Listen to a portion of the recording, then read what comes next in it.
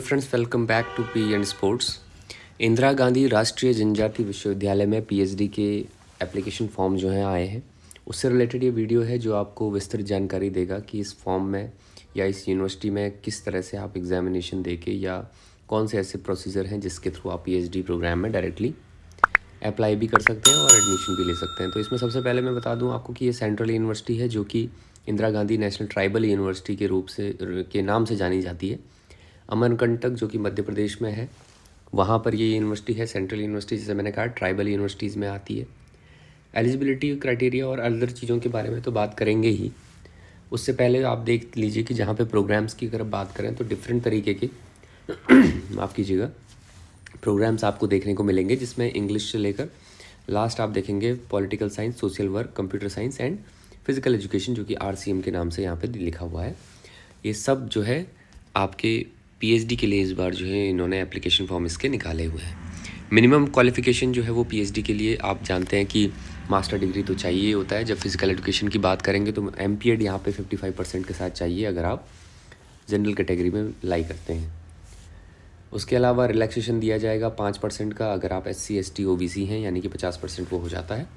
और कैंडिडेट जो कि क्लियर किए हुए हैं JRF, नेट, जीपैट गेट, जो ये बाकी की चीज़ें हैं ये तो खैर फिजिकल एजुकेशन में अप्लाई नहीं होंगी, लेकिन JRF नेट के अलावा लास्ट में आप देखिए नेट स्कोर PhD एडमिशन जो लिखा हुआ है, यानी कि लगातार जो ये बात चल रही है और पिछले वीडियो में मैंने आपको क्लैरिफाई करने की कोशिश की थी कि जो नेट का एग्ज़ाम होगा उसी के स्कोर कार्ड में 3 तरह की चीज़ें इसमें लगातार आने लगी हैं, जिसमें पिछली बार से ये होने लगा है। पिछले नेट का एग्ज़ाम दिया होगा जिन लोगों ने, तो उनके पास या तो JRF या फिर नेट और या फिर नेट स्कोर PhD एडमिशन जो है वो आएगा, यानी कि PhD में अप्लाई करने के लिए भी आपको नेट देना ज़रूरी हो जाता है। और किसी तरह का नेशनल लेवल का टेस्ट कोई अगर सिमिलर है तो वो भी यहाँ पे मिनिमम क्वालिफ़िकेशन के रूप में होगा।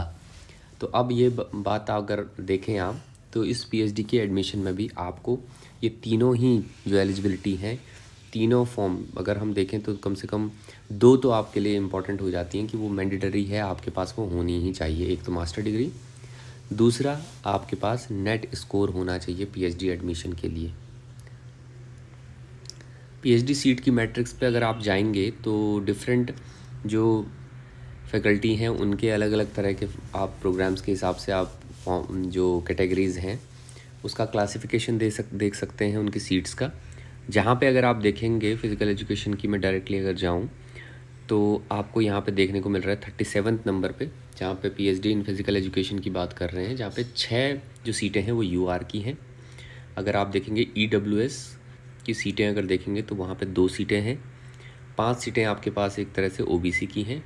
और SC और ST की सीटों की बात करें तो 3 सीटें वहाँ पे SC की और 1 सीट वहाँ पे ST की है, यानी कि हर कैटेगरी में कहीं ना कहीं आपको सीट्स नज़र आ रही है। इस तरह से टोटल नंबर ऑफ़ सीट्स देखें फिज़िकल एजुकेशन में तो आपके पास लगभग 15 से 17 सीटें यहाँ पे देखने को मिलती हैं फिज़िकल एजुकेशन के फील्ड में। तो इस फॉर्म को अगर आप भरना चाहते हैं तो आप अमरकंटक यूनिवर्सिटी जब गूगल पे डालेंगे तो डायरेक्टली आपको ये जो है वो फ्लैश मैसेज में भी नज़र आएगा, और एडमिशन में जाएंगे तो वहाँ भी आपको PhD प्रोग्राम के अंदर ही चीज़ नज़र आएगी, जिसमें आप क्लिक हेयर टू अप्लाई के लिए भी डायरेक्टली जा सकते हैं, या उससे पहले ये PDF और इससे रिलेटेड जो इन्फॉर्मेटिव चीज़ें हैं उसको देख के ही जा सकते हैं। अब सबसे इम्पॉर्टेंट चीज़ मैं बात करता हूँ कि जो इम्पॉर्टेंट डेट्स हैं इस फॉर्म को लेके वो क्या क्या है। इम्पॉर्टेंट डेट्स में अगर आप देखेंगे तो यहाँ पे नोटिफिकेशन जो 2024-25 का है अमरकंटक यूनिवर्सिटी का PhD के लिए आपको रेगुलेशन देख रहे हैं। PhD रेगुलेशन 2022 UGC का जो है वो ये फॉलो करने वाले हैं। प्रोग्राम्स जो हैं वो ये होने वाले हैं, जिसमें फ़िज़िकल एजुकेशन भी एक रहेगा, और अन्य जो सब्जेक्ट की अगर कोई वीडियो देख रहे हैं तो आप देख सकते हैं कि आपका सब्जेक्ट भी यहाँ पर है या नहीं है। उसके अलावा अगर आप देखेंगे तो PhD program at regional campus Manipur, मतलब जो अगर PhD का जो ये सीट्स हैं वो रीजनल कैंपस मणिपुर में जो इनका है RCM जैसे ये कह रहे हैं, तब ये सीटें आपको सिर्फ RCM कैंपस में ही देखने को मिलने वाली है। Beginning of online application submission की अगर हम बात करेंगे तो 16/12/2024 से ये स्टार्ट हो चुकी है, और 15 जनवरी 2025 तक इसको आप फॉर्म को सबमिट कर सकते हैं, यानी कि आपके पास अभी भी लगभग 20-25 दिन का समय बाकी है। तो टेंटेटिव डेट अगर इंटरव्यू की देखें तो वो उनका कहना है कि लास्ट वीक ऑफ जनवरी या फर्स्ट वीक ऑफ फरवरी 2025 यहाँ पे इंटरव्यू की डेट रखी जाएगी, क्योंकि इस बार रिटन टेस्ट का कोई मतलब नहीं है, क्योंकि नेट स्कोर से ही डायरेक्टली आप यहाँ पे अप्लाई कर पाएंगे और उसी मेरिट बेस पे आपके डायरेक्ट इंटरव्यू या पर्सनल इंटरेक्शन आपसे किया जाएगा।